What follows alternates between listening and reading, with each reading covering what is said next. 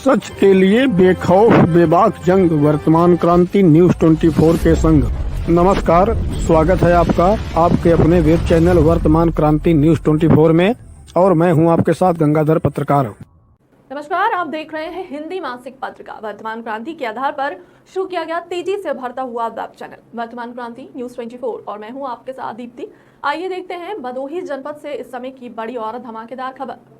गोपीगंज नगर के बड़े शुभ मार्ग स्थित दीन दुखी सेवाश्रम में रविवार को समाज कल्याण अधिकारी महेंद्र यादव ने चंद्र महाराज और बहालीन ओमकार मुनि महाराज के चित्र पर माल्यार्पण कर कार्यक्रम का शुभारंभ किया।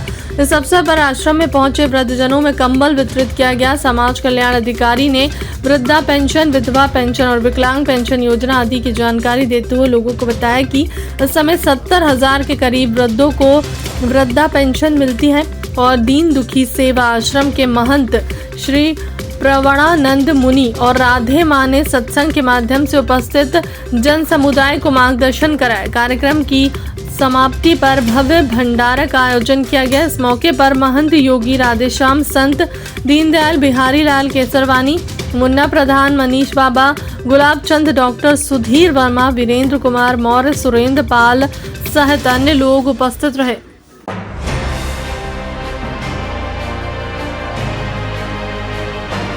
आजादी का अमृत महोत्सव कार्यक्रम के अंतर्गत जिलाधिकारी गौरंग राठी के मार्गदर्शन में महाकवि सुब्रह्मण्य भारती की जयंती के शुभ अवसर पर भारतीय भाषा उत्सव का आयोजन जनपद के समस्त प्राथमिक व उच्च प्राथमिक स्कूलों और इंटर व डिग्री कॉलेजों में उत्साहपूर्वक मनाया गया। कार्यक्रम के अंतर्गत महाकवि सुब्रह्मण्य भारती जी के व्यक्तित्व व कृतित्व पर विचार संगोष्ठी, निबंध प्रतियोगिता, वाद विवाद, खेलकूद, रंगोली, सांस्कृतिक आदि कार्यक्रमों का आयोजन किया गया। इस अवसर पर जिलाधिकारी गौरंग राठी ने महाकवि सुब्रह्मण्य भारती जी को नमन करते हुए बताया कि आजादी का अमृत महोत्सव की श्रृंखला में देश की एकता और अखंडता को मजबूत बनाने और नागरिकों में आपसी प्रेम, सद्भाव और मातृत्व भाव बढ़ाने हेतु भारतीय भाषा उत्सव को जनपद के सभी स्कूलों में कार्यक्रम आयोजित कर भव्य रूप से मनाया गया। जिलाधिकारी ने भारतीय भाषा उत्सव के महत्व और स्वतंत्रता आंदोलन में ऐसे कवियों और साहित्यकारों को विस्तार से परिचय दिया जो देश की एकता और अखंडता में अपना अतुलनीय योगदान दिए।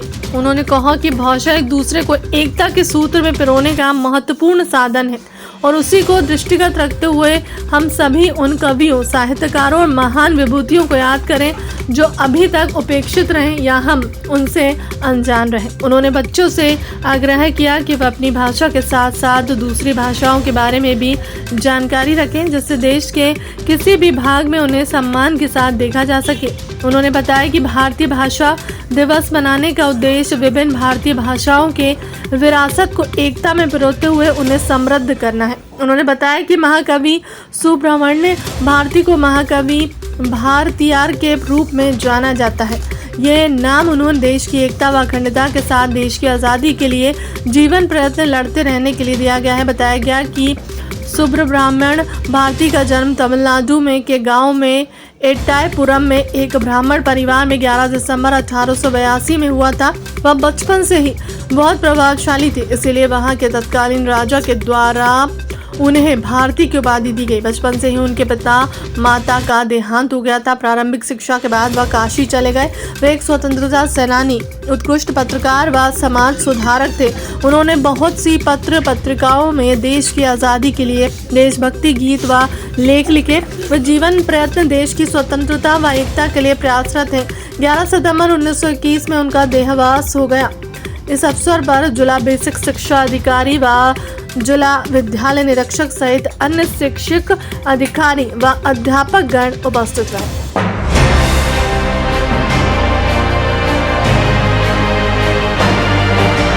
राष्ट्रीय पंचायती राज ग्राम प्रधान संगठन की एक आवश्यक बैठक रविवार 11 दिसंबर को भदोही नगर के एक व्यावसायिक प्रतिष्ठान में संपन्न हुई। बैठक में बतौर मुख्य अतिथि उपस्थित प्रदेश उपाध्यक्ष जेपी दुबे, प्रदेश सचिव अखिलेश पांडे और मंडल अध्यक्ष संदीप तिवारी का उपस्थित ग्राम प्रधानों ने माल्यार्पण करते हुए जोरदार स्वागत किया। बैठक में संगठन के वरिष्ठ पदाधिकारी द्वारा पुरानी कार्यकारिणी को भंग करते हुए नई कार्यकारिणी का गठन किया गया। इस अवसर पर सर्वसम्मति से सररोई ग्राम सभा की वर्तमान प्रधान श्रीमती नीलम जितेंद्र पांडे को नई कार्यकारिणी में जिलाध्यक्ष बनाया गया, जिसका सभी ग्राम प्रधानों ने ताली बजाकर जोरदार स्वागत करते हुए नवनिर्वाचित जिलाध्यक्ष को बधाई दी। प्रदेश उपाध्यक्ष जेपी दुबे ने उपस्थित ग्राम प्रधानों को संबोधित करते हुए कहा कि अपने ग्राम सभाओं में जनता की समस्याओं को ज़्यादा से ज़्यादा सुलझाने का प्रयास करें। उन्होंने कहा कि बिना किसी के दबाव में आए जनहित का कार्य करें। कहा कि किसी भी ग्राम प्रधान के साथ सरकारी कर्मचारियों द्वारा किए जाने वाले अत्याचारों के खिलाफ संगठन हर समय तत्पर है। इस अवसर पर अखिलेश दुबे, तहसीलदार तिवारी, रमेश गुप्ता, दिनेश पाठक, शिव शंकर मिश्रा, दिलीप यादव, रमजान अली, गोरखनाथ, संजय दुबे, सुरेश मिश्रा, अमरीश और गुड्डू सहित अन्य ग्राम प्रधान उपस्थित रहे।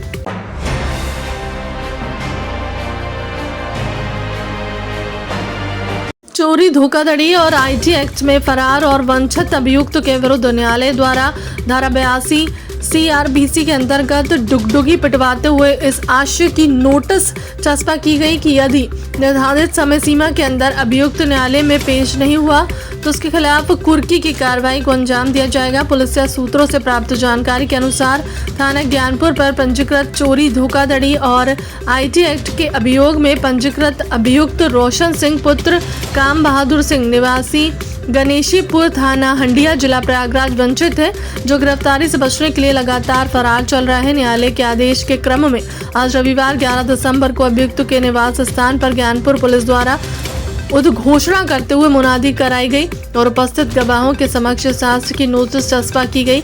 यदि निश्चित समय सीमा के अंदर अभियुक्त न्यायालय के समक्ष उपस्थित नहीं हुआ तो उसकी चल अचल संपत्ति को जब्त कर लिया जाएगा।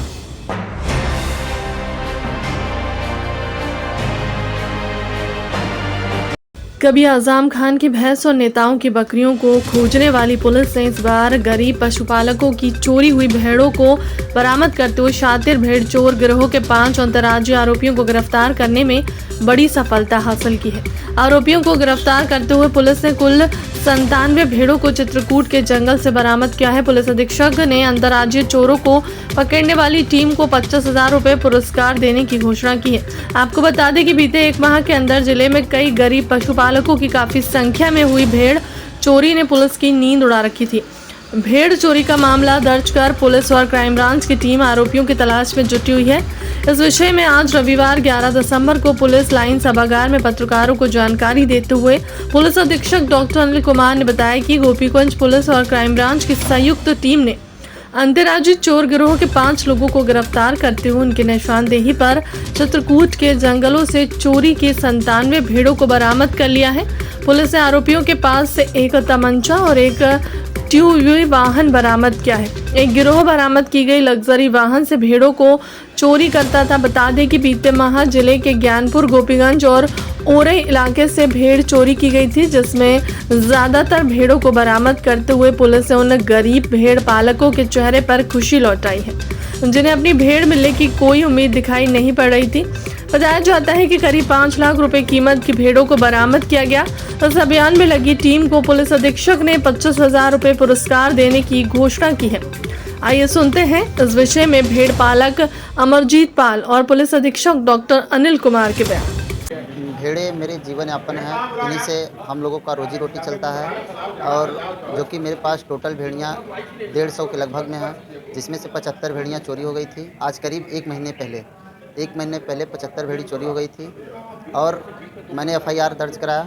तो उसकी FIR दर्ज होने के बाद एक महीने बीतने से भदोही पुलिस ने अथक प्रयास करके मेरी चोरी हुई भेड़ को मुझे वापस मिल गई।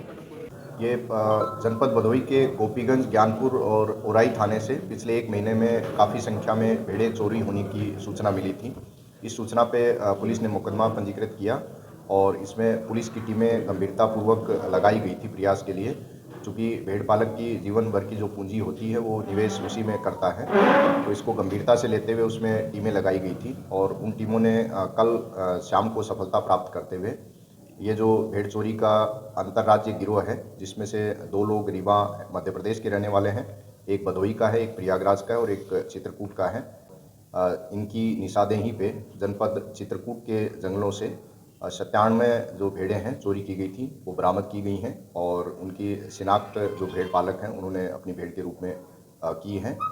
टीम ने जो ये उल्लेखनीय काम किया है इसके लिए मेरी तरफ से पूरी टीम को 25,000 रुपये का इनाम दिया जा रहा है। फिलहाल अब तक की खबरों में बस इतना ही। अपने आसपास की बड़ी और धमाकेदार खबरों के लिए बने रहे हमारे चैनल के साथ। नमस्कार।